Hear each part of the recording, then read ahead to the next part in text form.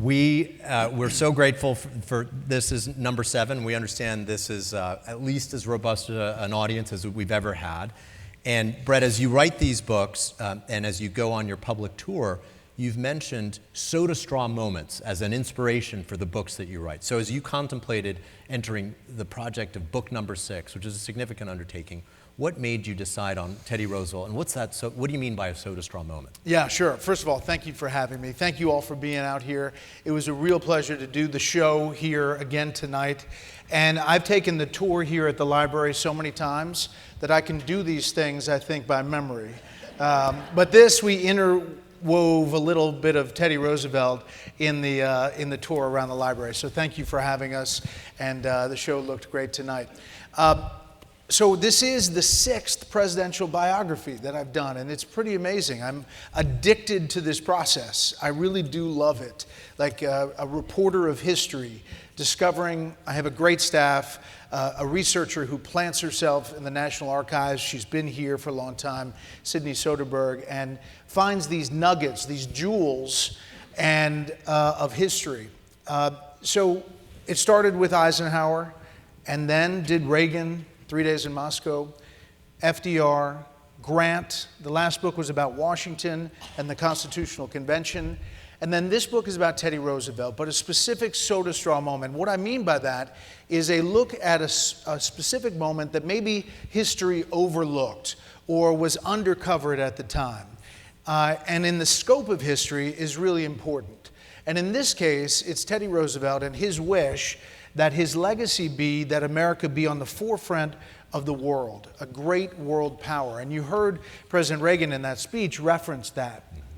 His thought was that at the turn of the century, America should take a real leadership role in the world. So to do that, he, as president, sees that Russia and Japan are fighting over territory. And it's getting very intense. In fact, it could be devolving into a world war. And so he reaches out by telegram and letter to the leaders of Russia and Japan and says, I would like to host a peace negotiation in the U.S. He convinces them to send delegations to Portsmouth, New Hampshire. He sets up all the logistics, all of the different ways the delegations are going to interact and not interact. He does the delegation shuttling between talking to all sides. And over intense days of negotiation, a lot of back and forth, he gets both sides to sign on to a peace treaty.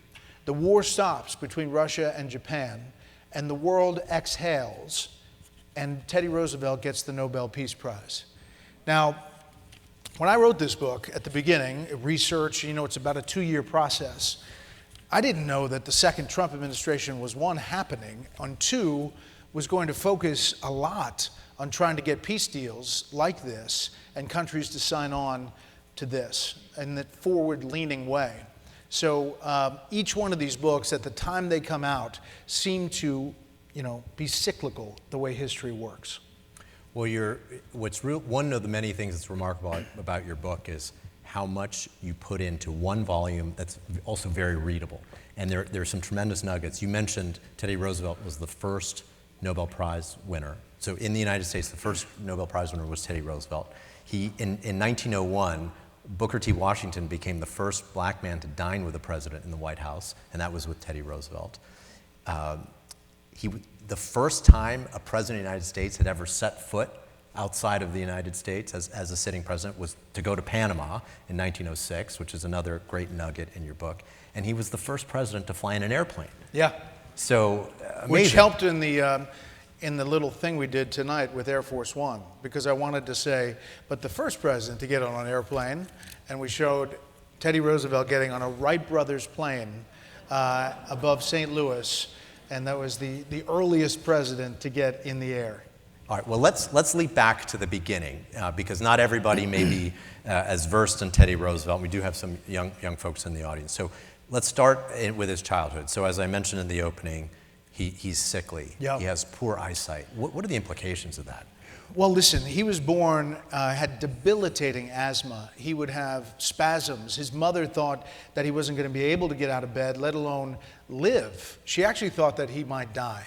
He lived his first months, years really, in rooms behind closed windows because they feared for everything when it came to the asthma. He was very small and kind of sickly, to use that word. And they tried every remedy. They tried everything to the point where, at the time, there were really weird remedies, like trying to poison the asthma out of the kid. So they gave him strong cigars to smoke and really black, heavy coffee to drink. Note to self, that does not work. And he only got more sick. And the only thing that worked was getting outside, outdoors, for certain periods of time, and it would help his lungs. There's an amazing picture that we have in the documentary, the Fox Nation documentary that we did, that we found in the archives, of Abraham Lincoln's funeral procession in New York on Broadway. And the procession is going by the Roosevelt brownstone in New York City.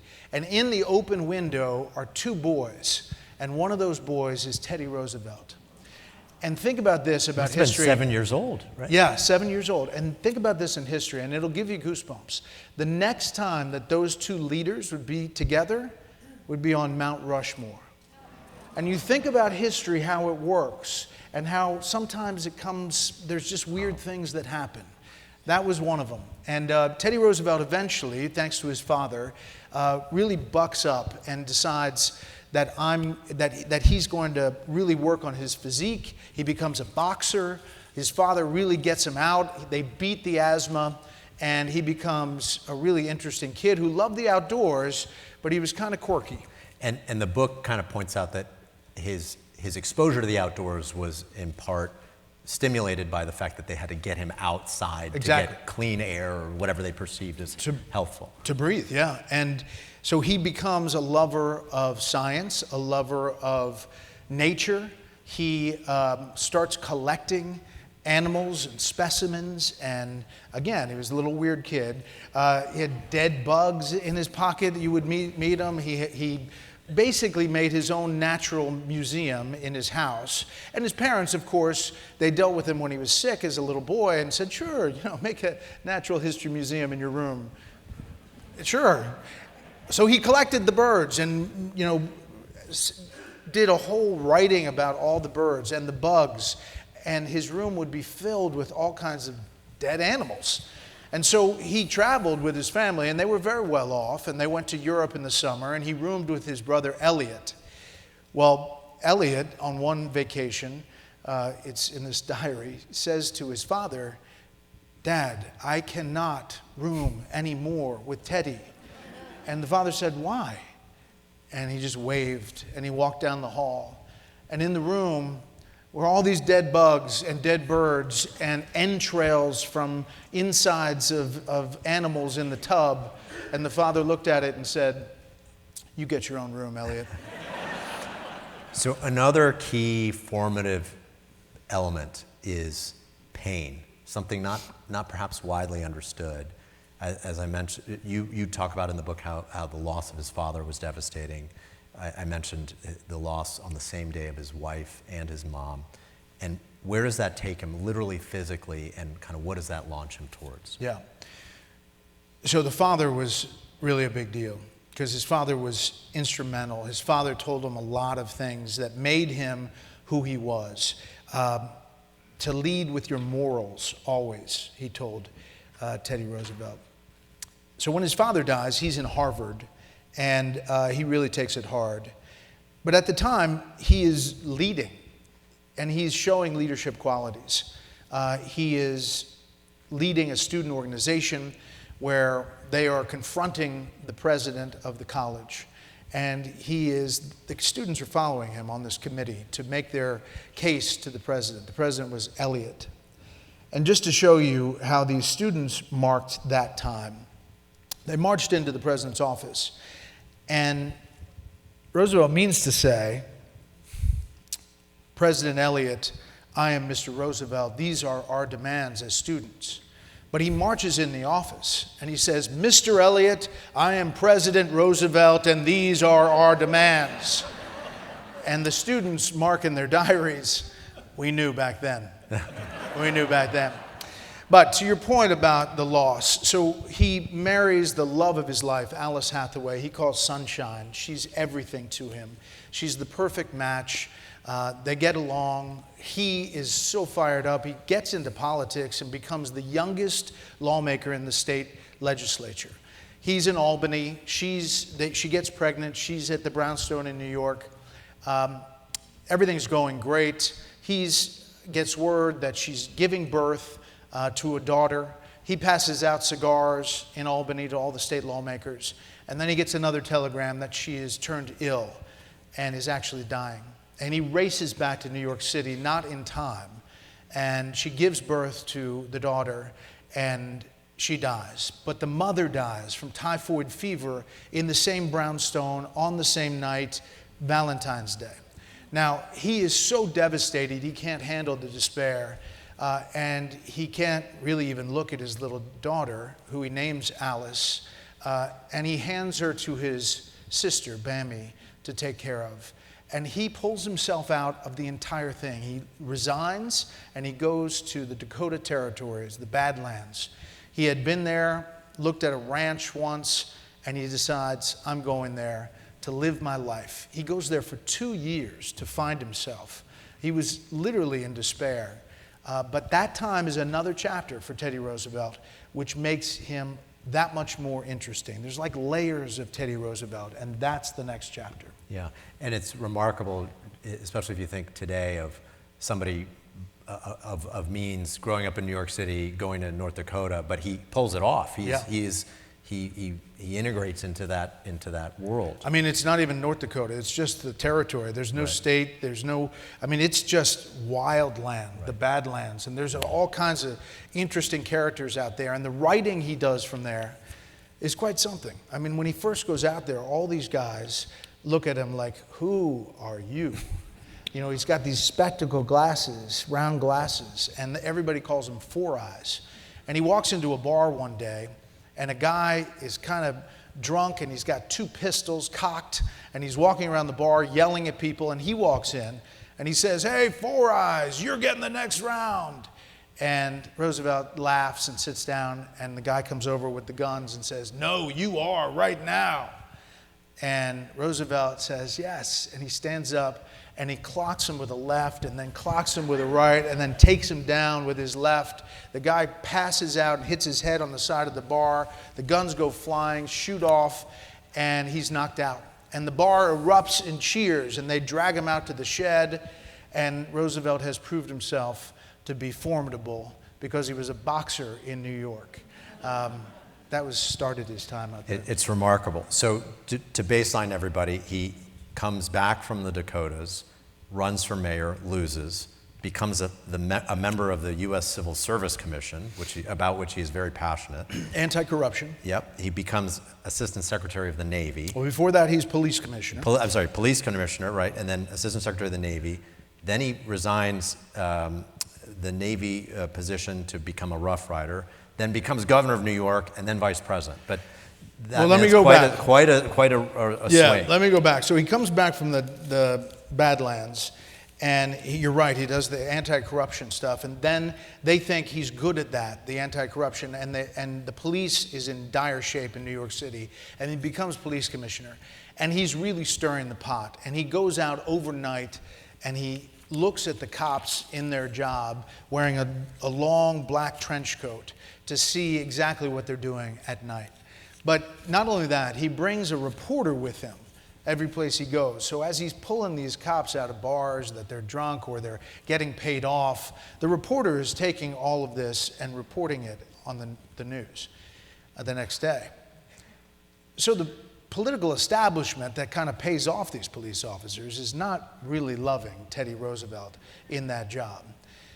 So they pull some strings and get the McKinley administration to send him to Washington to be Assistant Secretary of the Navy. Now he says, "This is great, I want this." He goes there, and he's doing the same thing. He's stirring the pot. He's pushing against the establishment. He wants to get engaged in the Spanish-American War that's just starting, and the administration is not doing it. The Secretary of the Navy goes to a long lunch in the afternoon The Assistant Secretary of the Navy takes the desk and moves part of the fleet outside Cuba, sends a telegram, and he actually moves the ships. The Secretary of the Navy did not take a long lunch anymore after that. But again, he's causing problems. The Spanish-American War, he wants to get engaged. His father did not serve in the Civil War. Their family was split. His mother was from the South. His father, in honor of her, he said, kind of paid his way, got out of serving in the Civil War. And that stuck, I think, with Teddy Roosevelt. And he wanted to get in the fight. He wanted to serve and prove himself, and also prove that his father did the wrong thing, as crazy as that sounds. So he says, I'm going to resign as Assistant Secretary of the Navy, but he wants to form a regiment. So who does he get?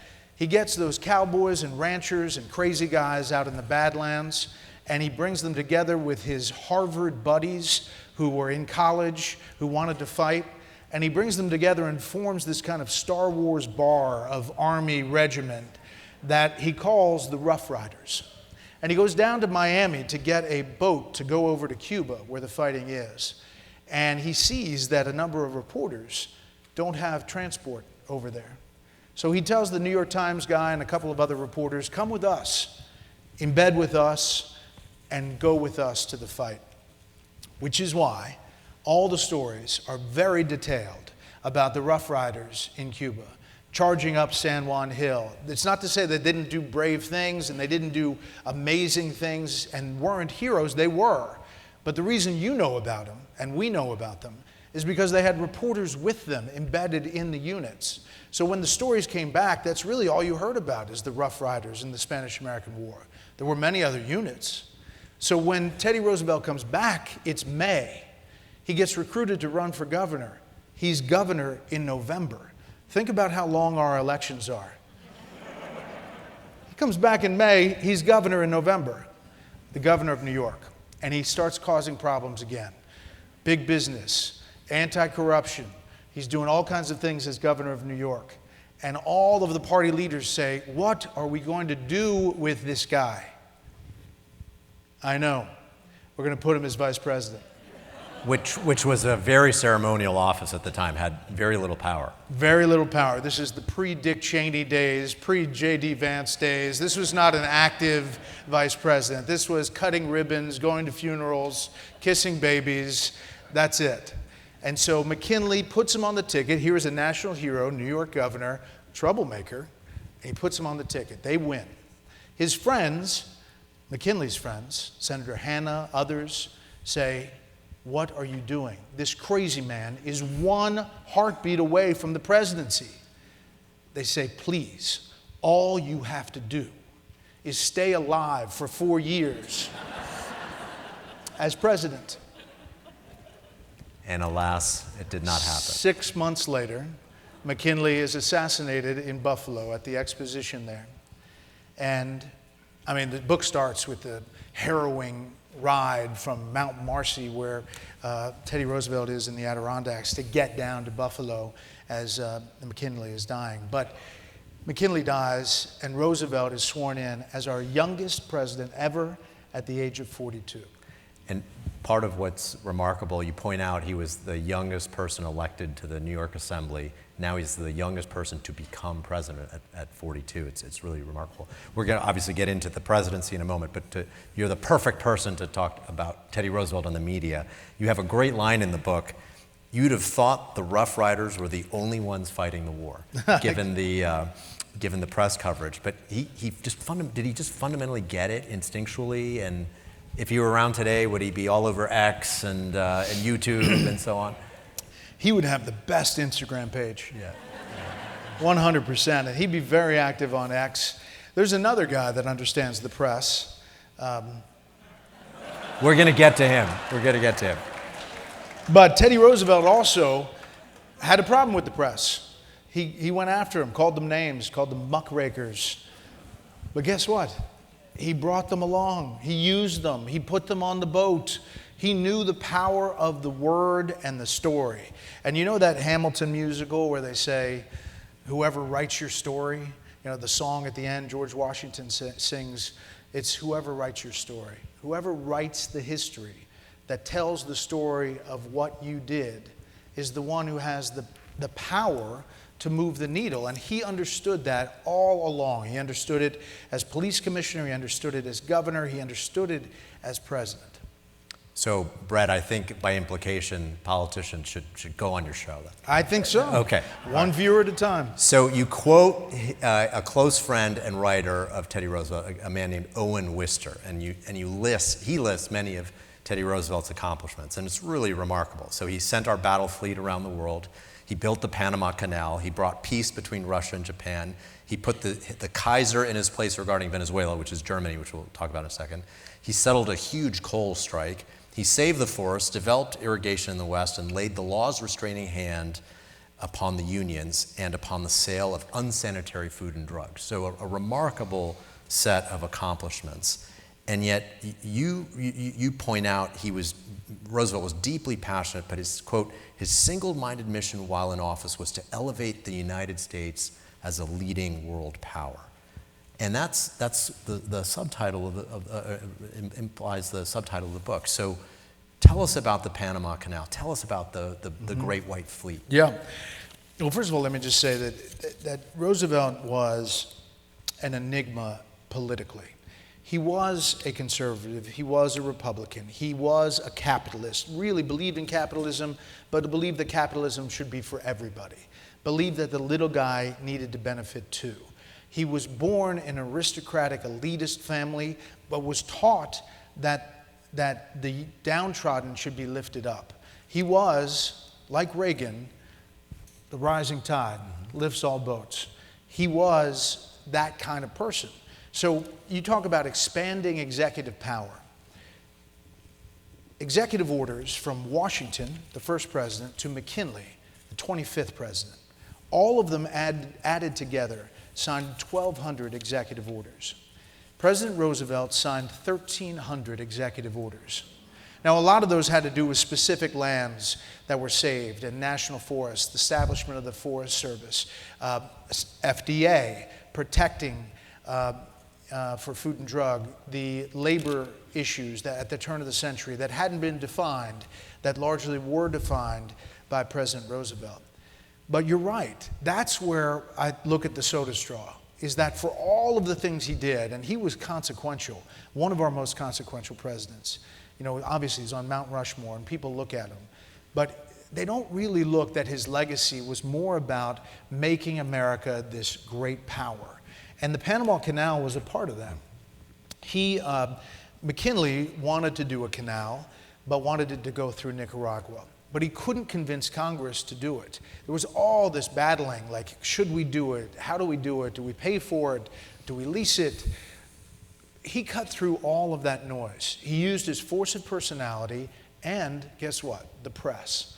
He used the press to say this is the biggest business boon that will ever happen for the United States. And the business guys who were really mad at him, he filed 40 antitrust lawsuits against big business. So the J.P. Morgans of the world were no big Teddy Roosevelt fans. But when he said the Panama Canal was going to happen and trade was going to flourish, it changed our whole economic picture.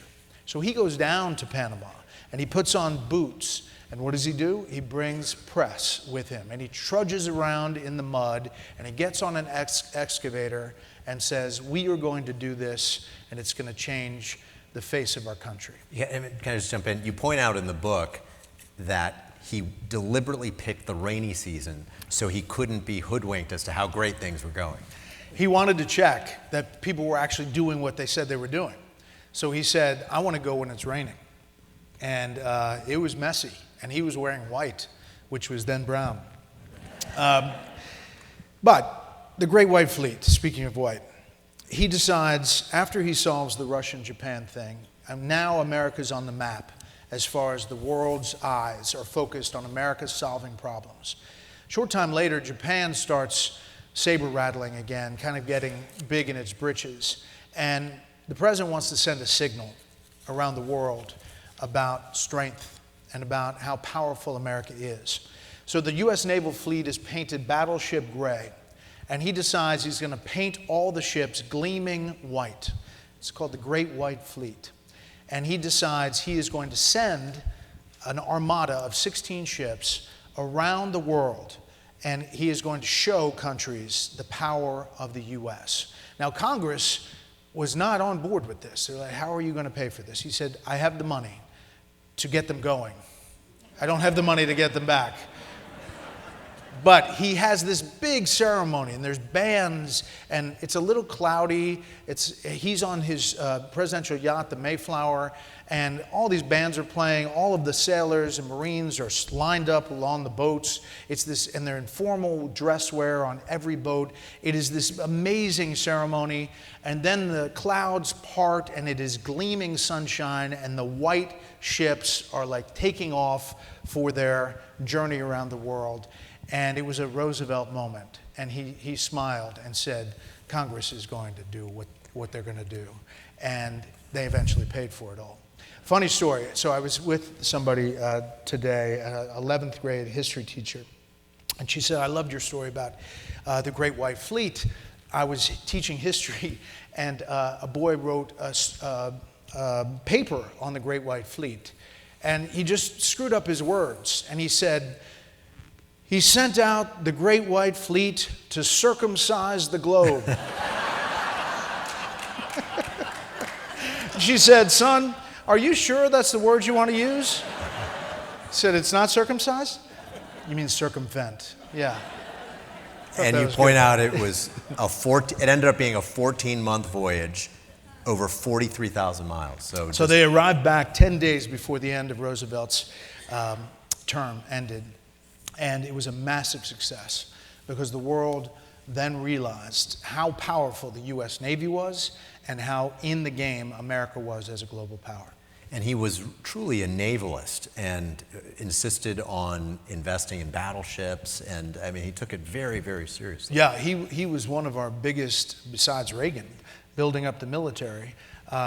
He exponentially increased our naval vessels and put a lot of money and time into making us a superpower in the Navy. In terms of his philosophy, you quote him as saying, preparedness is the only insurance against war and the only insurance against overwhelming disgrace and disaster in war. Sounds a lot like peace through strength. A lot like peace through strength. And I think that's exactly what he was following, is that the stronger you present in the world's eyes, the less problems you have in the long run. I would argue, there's some of that that's happening now. If you look at the strike on the Iran nuclear facility, that was, a part of that message. It really was. And it changed the dynamic in the negotiations. So he could have run for president again in 1908, and he chose not to. He chose not to originally. And he decided he was going to leave. William Howard Taft took the mantle, and he assured Roosevelt that he was going to do much like Roosevelt. And Roosevelt was saying, you follow the policies, you're going to be a winner, this will be bully for you. And Taft, nodded. What's ironic is that Roosevelt said the same thing after McKinley died. He said to the cabinet, I'm going to be a McKinley guy. I'm going to do McKinley policies. All of you will stay in their jobs. And that lasted, a few months. And then he became his own president. Well, Taft was much like that. And it infuriated Roosevelt. It really made him mad that Taft was more conservative, less progressive, followed his own way. So he did some traveling, Roosevelt did, around the world. And he gives this speech in Paris that is the citizenship in the Republic. And it becomes known as the Man in the Arena speech. And I'm just going to read a little bit from it if I could. I don't have it memorized. I thought I could by now. But it is not the critic who counts, not the man who points out how the strong man stumbles, or where the doer of deeds could have done better than them. The credit belongs to the man who is actually in the arena, whose face is marred by dust and sweat and blood, who strives valiantly, who errs, who comes short again and again, because there is no effort without error and shortcoming.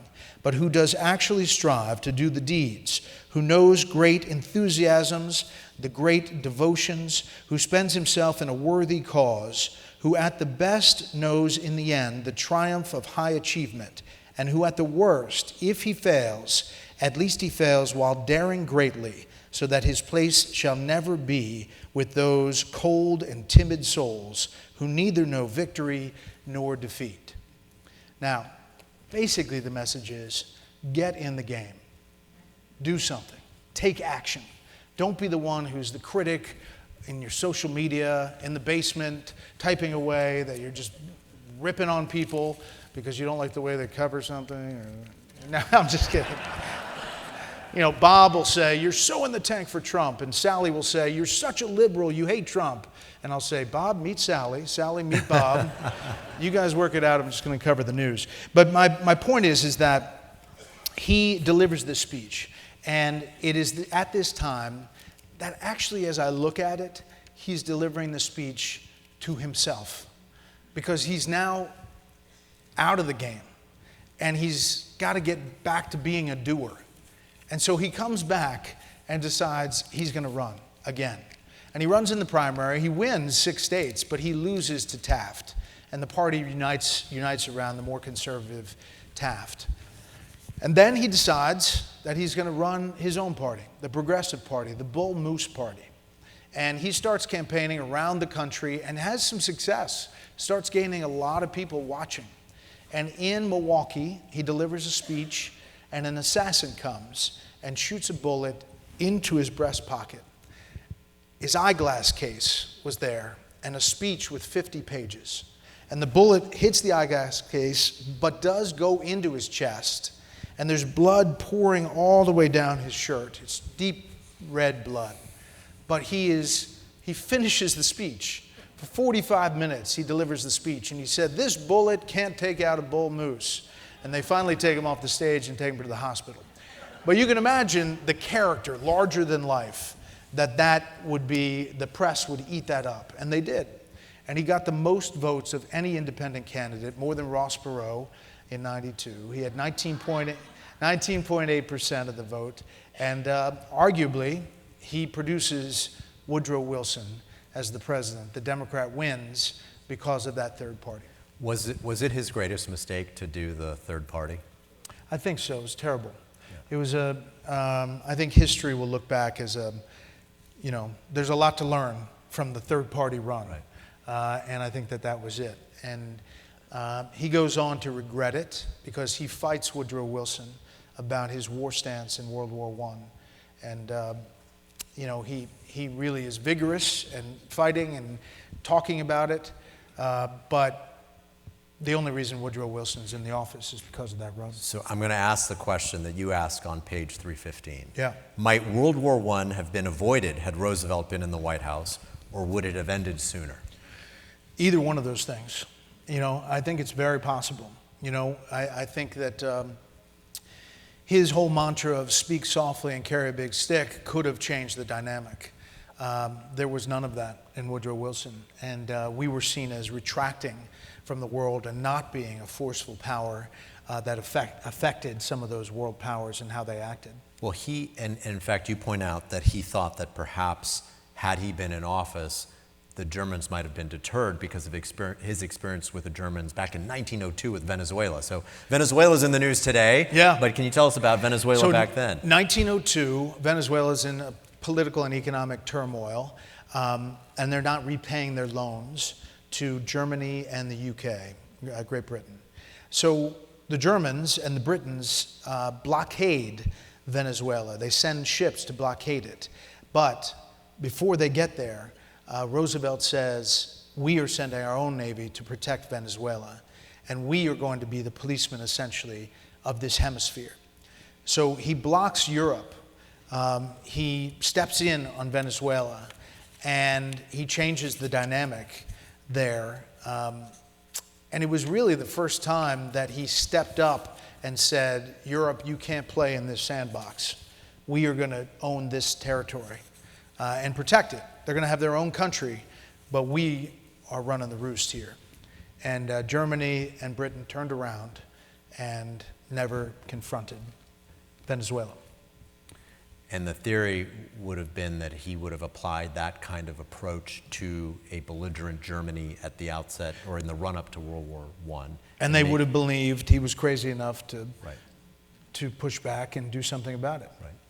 Right. Yeah. You mentioned earlier executive power. Tell us a little bit about the United Mine Workers strike. And there's a line that where his friend James Watson, who's the Republican House Whip, here's what Teddy Roosevelt is planning to do, and he says, "But what about the Constitution of the United States?" Tell us about that. So he believed that the Constitution didn't tell him what to do, that he could do it. And he was going to test the limits. And again, there's another guy that kind of believes that pretty directly. But 1902, the coal miners go on strike, and it's becoming a dangerous situation because we're getting to winter, and obviously having coal around the country is really important in the winter months. So he is the first president to intervene in a labor dispute. And like he did with Russia and Japan, he gets in the middle of it and solves it and works for the little guy. Again, big business not too happy about it, but solves that strike. Like I said, he did a lot of things for labor. And labor, big labor, really liked Teddy Roosevelt.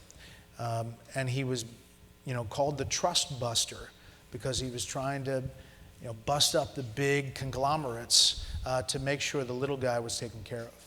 And so that's, one of the different things about the progressivism.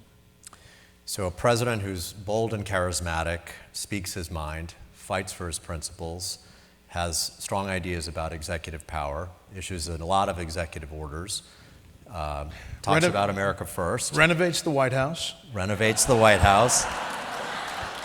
Horrifically also gets shot. Yeah, also we could be talking about Teddy Roosevelt, and we could also be talking about Donald Trump. That's true. He builds the West Wing, renovates the White House. I think there are a lot of similarities. He was called the human cyclone because of his energy and all that he does. I can tell you personally, having ripped up 6 rundowns during a day on a news show because President Trump is on his 5th press conference, that he is a human cyclone. So he has that energy. Not sure about the speak softly part, but the carry the big stick he's got. They're different in many ways, but there is, when it comes to ideology and specifics, I don't think you can put either one of them in a box. Sometimes you don't know what's going to happen, and I do a lot of breakfasts and lunch with ambassadors in D.C. You'd be surprised. I didn't have to do this in the Biden administration. They didn't call much. But in the Trump administration, the first and the second, I get calls all the time from ambassadors. Is there any chance you could come to breakfast to tell us what is going on? What exactly is happening right now? All different accents. Can you come to breakfast? It's amazing. Every country wants, can you unlock the code? And in part, that uncertainty is power, because they don't know what he's going to do. And he could do something crazy if they're out of line. And that's why I think, not to go fast forward, but I think that this Supreme Court situation with the tariffs is a major, major event. That depending on how they rule, the tariff thing is Trump 2.0, is how he's doing foreign policy, how he's moving the needle, how he's meeting with President Xi and has leverage in that conversation. He just signed a deal with Japan today over the past 12 hours with the new prime minister there. So, you can criticize a lot of things, but that tariff policy is really critical, which is why that Supreme Court case coming up is so crucial. So we are going to move to Q&A in just a moment, but in addition to that form of audience participation, we're going to break some new ground and do a new kind of audience participation here at the Reagan Library. I love this. And this was Bret's idea, which we warmly embraced. So Bret is going to come down to the floor and hold up a book and ask everybody else to hold up a book, and we're going to take a big picture And it's with going everybody all together holding up your book. So let's do that right now. And we're going to get this ladder, and we're going to get a big wide picture. So you don't have to stand up, sit down, because I'm going to be down on the ground. You guys too, get your books out. I'm going to get in the middle here. All right, everybody's going to hold their book, and on the count of 3, once we get these photographers set up. And by the way, this is my assistant, Katie. She's been with me for 17 years. She just had a baby. She just had a baby 2 weeks ago. And I said, "Are you sure you're going on the book tour?" She said, "I wouldn't miss it." So there you go. Okay, on the count of 3, we're going to go Teddy. Here we go. Everybody, the book's up. Smile. Here we go. 1, 2, 3. Teddy! Awesome. Thank you all. That's going to go on Instagram and everything. Okay, we have time for a few questions. So there are folks with microphones. So who has a question? Any questions for me? Yes, Great, sir. right here. Oh, back here? Right here in the front. Okay. The Microphone's up on front. its way. Yep, here it comes. Bret, thank you. And I was born and raised in China. I came to this country 30 years ago. My question here about the TikTok deal. And do you really think they can sign the deal and then can avoid the Chinese government's influence in the TikToks?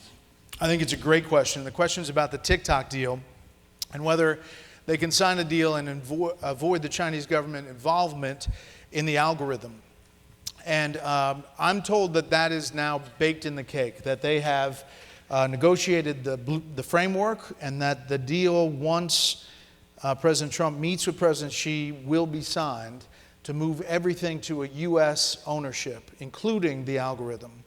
The Chinese will have investment in that company, dollar, but not data. Data will be here. And that's a big deal. You know, for the longest time, I was not on TikTok because a lot of Intel guys told me that they were taking data and they were doing some bad things. I got on TikTok about a month ago because I knew that this deal was coming through, and I wanted to kind of establish things. That, plus my 15-year-old now knows I'm on TV. Which is really great. He doesn't watch other than when I post something on TikTok. So that, to answer your question, I think it's happening, and happening Thursday. Great. Other questions right here? We got multiple microphones right here. Right over here. You can just yell it out. If you yell it out, I can I'll repeat it, or we'll repeat it. Yeah, just Go ahead. Maybe it's a lighter question. If you were to meet Teddy Roosevelt today, what's the one question you would ask him? Go ahead, say it again. If It'll you give were me to time to meet think. Teddy Roosevelt today, what is the one question that you would ask him? So that's a great question. Well, I probably would have said, "Do you regret running in 1912?" I probably would have said something like that. I love, my one go-to question is, what keeps you up at night? Like if I'm running out of questions, I just go to, what keeps you up at night? And it seems to get a good answer. I don't know. One of my friends who's a reporter, his go-to, every reporter has one go-to question. That's mine. His was, what do you think about the charges? So it really threw him off. The surprising thing about Teddy Roosevelt is he's got so many rich anecdotes, and I promise you this is a fast read. You could read it on the beach in the weekend, but it's real history, and it's really real life. One of the surprising things is that he was an amazing father. For all of the heartache about losing his wife and mother, he became this amazing father. He had 6 kids, Alice the oldest, but 5 others. And when he's in the White House at 4 o'clock every day, his kids would run in the office and say, "Pa, it's time." And he would stop what he was doing, say goodbye to the dignitary he was with, and go play with the kids in the executive mansion. Like I'm talking ride bicycles, roller skate, like animals up and down the stairs, and he would have fun. Edith, his second wife, called him the 7th child. And so I think that the fatherhood thing was a surprising little nugget that I found. There was a question all the way over Yes. here on the right. I Erica, know all the that way on the right. question. Go ahead. This is Daniel, by the way, David's son. Who do you think you're gonna write about next? Wow. You see? I was actually going to ask you that. Really? I mean, that's a fastball, Daniel. I'm gonna tell you. I'll say it here for the first time. I'm doing a book currently that's called The Case for America, which is a compilation of all 6 presidents that I've written about and interviews with consequential people, making the case for America. Like it's a jury. You're making the case before a jury. Why America is great, why it's still great, why it's going to be great. And it's going to come out in June of 26, right before the 250th. So, yeah. Thank you, Daniel. So you're officially invited. All right. And so I'm in. we'll That'll hope. be 8. Yes. Excellent. And tell us about TR and Fox Nation. Yeah, so we have a 1-hour special based on the book, and we interview some great folks who are historians and really lay out the picture of Teddy Roosevelt's life. And we found some amazing things. We filmed some of it at Sagamore Hill. If you haven't been there in Long Island, it is beautiful. That house is caught in Teddy Roosevelt when he died. You know, he died at the age of 60. He was 42 when he was president, died at the age of 60. He died after a big adventure in South America, goes down the River of Doubt. It's an amazing adventure. He almost dies from malaria. Comes back, he's weakened, but he's still forceful and a force politically. But all 4 of his sons served in World Wars I and II. Quentin was shot down and killed in World War I. And it's Quentin's death that leads to Teddy Roosevelt's death. He can't handle that agony, and he dies in his sleep. And the vice president at the time said, fortunately, he died in his sleep, otherwise he'd be fighting if it was during the day. And, you know, it's pretty amazing because at 60, when he dies, he's the leading candidate for the next election in 20. Yeah. History, again, could have been different, if only. More questions? We have a question right over there.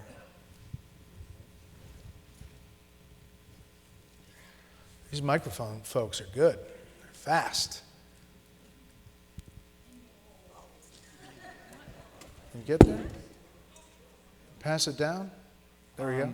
So one of the pieces of news today was that OpenAI is becoming a public company. Yeah. Do you see parallels between like the rise of AI and like the trusts and monopolies that Roosevelt had to deal with? Yeah, I mean, that's a great question. I think that's going to be the next big challenge to deal with from a regulation standpoint.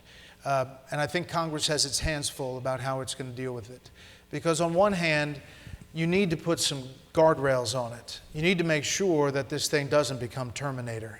I mean, I'm not worried about it tomorrow, but I am worried about it a little bit because I've talked to some experts who say, you know, they're running these things and they're telling it to shut off and it's faking them out and not shutting off and kind of doing its own thing because it believes that's better. I don't know. Arnold Schwarzenegger, watch out.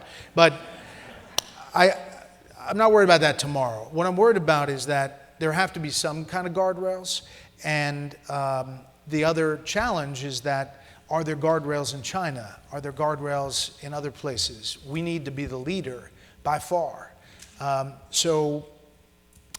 Yeah, I think it's a real big challenge and something that this president and the next president is going to deal with. But I bet in the next 5 years, everything is going to change dramatically. Questions in the back? Way, way, way back in the back. Yeah, let's go way in the back. Way in the back. Mr. Baier. Yes, Bret, please. Thank you. An honor to hear you speak. My question is, how do you feel that the recent changes at CBS with the Ellison and Barry Weiss tenure. How do you think, will that have a positive effect for the mainstream media, do you think? So yesterday was Teddy Roosevelt's birthday. No, I'm just kidding.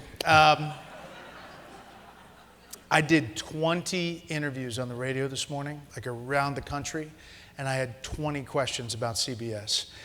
So let me just say at the beginning, I have a multi-year contract at Fox, and I'm very happy at Fox.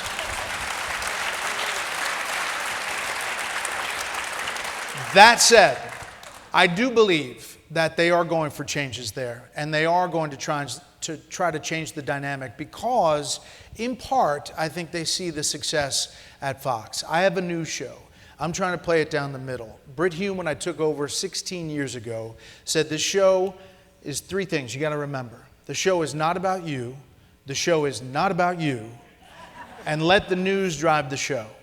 And that's what I'm trying to do. So that at the end of the hour, a special report, I put my horse blinders on, and I'm trying to make sure that you know what's happening that's important in the U.S., around the world. You have some perspective from balanced analysis, and then you leave and you feel like, I got it covered. I think that CBS sees the success and realizes that the country is much more than the two coasts, and there's a lot in between. And I think from a business perspective, I welcome it. I love being kind of special report, and there's not a lot of special reports, but for the good of the nation, I think it's better to have more news programs like that. Right here in the front row. Front row, microphone's coming. Here it comes. Who's going to get there first? On the outside, on the inside? Outside. First, thank you for being here and taking the time. Yeah, of course. Did the President Roosevelt ever learn to control Alice? Alice. Alice was his oldest, and she was a troublemaker. And I'm talking a troublemaker. She smoked cigarettes on the roof of the White House.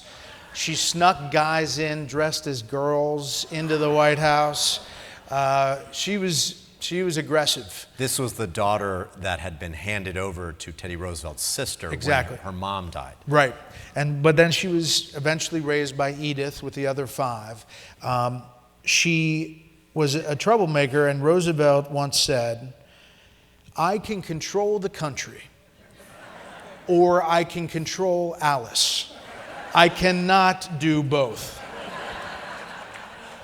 So no, he never got control of her. So you were a kid when Ronald Reagan got elected. Yeah. You actually met Ronald Reagan. In your book, you describe Ronald Reagan as a warrior at the negotiating table and a perfect exemplar of Roosevelt's speak softly and carry a big stick principle. What does Ronald Reagan mean to you? Well, I wrote 3 Days in Moscow and about the Moscow summit between Reagan and Gorbachev, and this amazing speech that Reagan gives to Moscow State University while he's at the summit. And he's trying to get the nuclear deal with Gorbachev done. But they take a break and they do this speech at Moscow State University to communist students. And he delivers the speech under a bust of Lenin, in which he says, communism will never work. Strong letter to follow. He really gives this aggressive speech that I think history largely overlooked, as did in that summit. And I did have an interaction with President Reagan. I was the student council president at Marist School in Atlanta, Georgia. And our school got an award as one of the top schools in the country, and we were invited to the Rose Garden for a ceremony. So I traveled as student council president with the headmaster, Father Kanzen at the time, and we went to the Rose Garden. And it was a lovely ceremony, and there was probably about 30 schools from around the nation. The president gave a speech. Bill Bennett, then the Secretary of Education, gave a speech. And it was just great. And I shook his hand, and I remember thinking, this is fantastic. But the press was there as well. And at the time, the Supreme Court nomination for Robert Bork was happening. And it was on the edge, right? It was teetering. And I remember being in the Rose Garden. I was the student council president, but I was also the editor of the school newspaper. And I sat there, and the press were, look, they're calling for me now. the press were yelling out, and it was Sam Donaldson who was yelling, Mr. President, will the Bork nomination survive? Is it going to die, Mr. President? He's yelling, and I remember thinking, how rude. And, you know, Reagan turns around and says, well, over my dead body. And that's my best Reagan. But wait till you see the Trump, okay?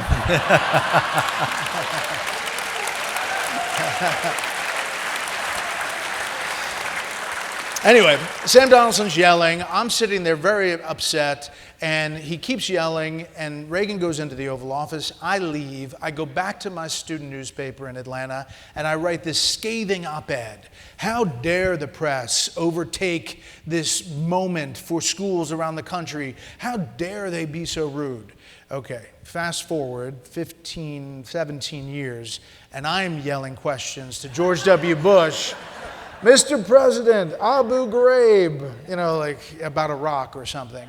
So it all comes full circle. Did the light bulb go off? A light bulb went off. Somebody sent me the op-ed, like after I did it. They're like, wow. Really? Really? Well, we are almost out of time. This guy's been holding his hand up for half an hour. Let's do it. I mean, is your hand okay? This better be good. All right. Hold on. Here comes the microphone. Good evening, Bret. Thanks again for taking the questions. Two things I want to quickly say. I had the privilege of meeting Ronald Reagan in Boston, where I'm originally from. I think I was 5 or 6 years old. My mom has me as the only child, had severe LD, and thanks to Mr. Reagan, he gave teachers the ability to have an assistant to help the kids like myself that are disabled. Awesome. That I've been successfully, of the last 8 years, to become an actor. I'm getting off of a law enforcement job government, and I'm about to retire. I get to enjoy my life at 45 and be with my wife and my grandbaby, believe it or not. So the question I have, thank you, sir. Question I have that I want to know, and because we're here, and the asshat is not that far from here, even though he's further away. What do you think Donald Trump, when do you think he'll step in and finally help us all in California remove the piece of crap that lays, and the mayor too?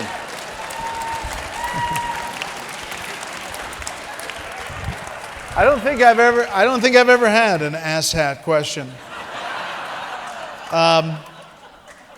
I'm assuming what you're saying, but yeah.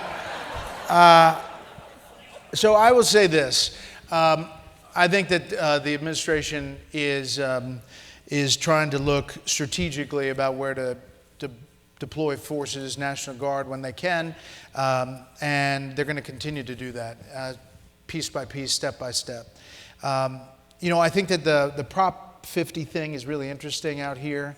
I think that that's going to be a big vote for you all. I said the other day at Nixon last night, you know, it does affect representation, and so it means a lot for California. But in the big picture, in the election, I think that the redistricting that's happening around the country may dwarf what happens here just by numbers. But as far as representation, that's a huge vote. What I say is what Teddy Roosevelt said. You know, get engaged, be a doer, get active, no matter what that is. Get in the game. And President Trump is somebody that's in the game, so I wouldn't be surprised if he acts. We are out of time, but I would like to close, especially in the context of America 250 and the birthday for this country. I'd like to close with your closing line of the book, which is, or lines. Today, we are headed toward another significant moment, the 250th anniversary of the birth of America on July 4th, 2026. On this anniversary, we will be reminded of our priceless values, and will surely be reminded of Theodore Roosevelt, whose most important idea was a call to toil among the brave. So on that note, let's thank Bret and wish him well. Thank you.